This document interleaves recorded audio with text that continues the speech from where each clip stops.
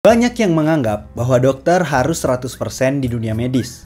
Lalu bagaimana kalau kita sebagai dokter juga ikut berkarya di luar medis? Apakah salah kalau dokter bikin lagu, atau dokter bikin bisnis, atau dokter jadi sutradara, atau bahkan main film? Di video ini aku akan bahas kenapa dokter itu juga manusia dan manusia itu kompleks.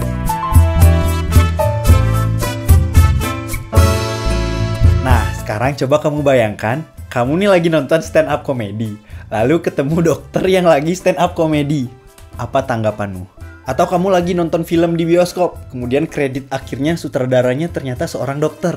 Lalu reaksimu itu akan seperti apa? Apa ini nggak salah jalan? Di video ini aku mau bilang satu hal penting, yaitu dokter juga manusia. Dokter juga boleh kok berkarya di luar itu. Dan itu bukan suatu bentuk dari pengkhianatan profesi. Kita masuk ke bagian pertama tentang persepsi umum. Pertama, masyarakat atau teman sejawat sesama tenaga medis mungkin akan punya ekspektasi bahwa kita harus bekerja 100% sesuai profesi. Dan mungkin akan ada juga stigma yang mengatakan kalau misalnya kita berkarya atau bekerja di luar bidang medis itu, maka kita nggak serius jadi dokter. Padahal di balik baju jaga, di balik jas putih, kita juga seorang manusia.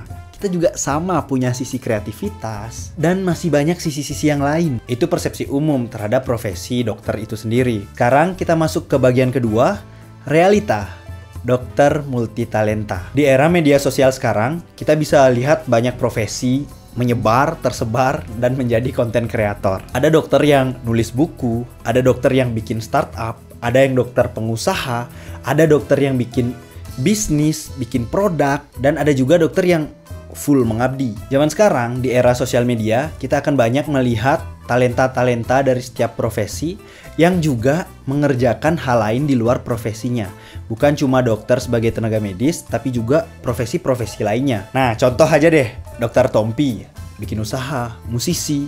Kemudian Dokter Tirta punya usaha, Susan Care-nya. Kemudian ada dokter yang jadi konten kreator, dokter yang mengedukasi dengan cara video. Kemudian ada juga dokter yang nulis buku, dokter yang jadi presenter, dan masih banyak lagi. Kalau aku sendiri juga sama. Aku sebagai dokter umum dan juga konten kreator, traveler, backpacker. What? Anjir, kenapa nih? Agak kuning jadinya.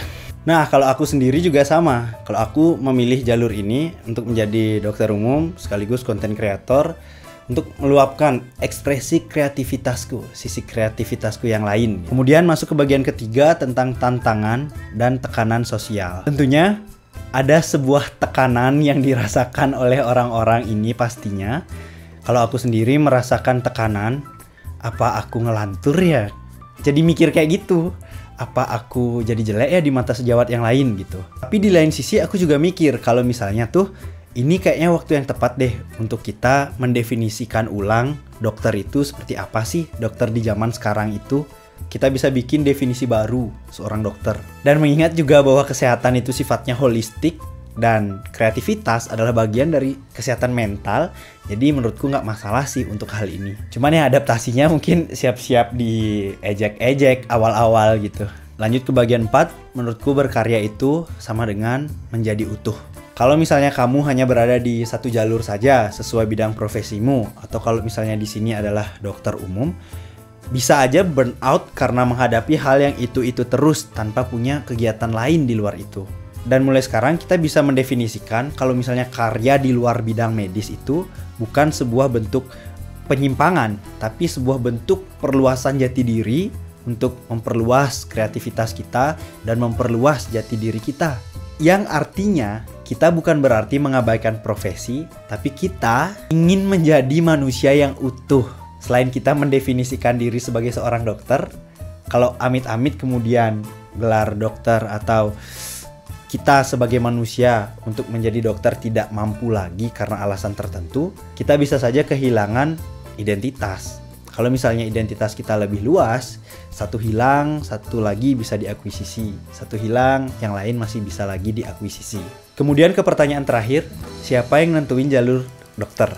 Nah, kalau menurutku kita sendirilah yang menentukan kemana arah jalur dokter yang kita mau gitu. Di zaman sekarang, dunia kan selalu berubah nih. Kalau kita nggak mengikuti zaman, kita jadi orang tertinggal. Sama dengan orang tua kita yang mungkin kita susah, kita ajak ngomong susah karena mereka ini sulit untuk berubah gitu loh. Sulit untuk menerima perkembangan zaman gitu. Contoh sederhananya, kalau orang tua kita mungkin akan berinvestasi di tanah, properti, dan hal-hal lain yang nyata gitu.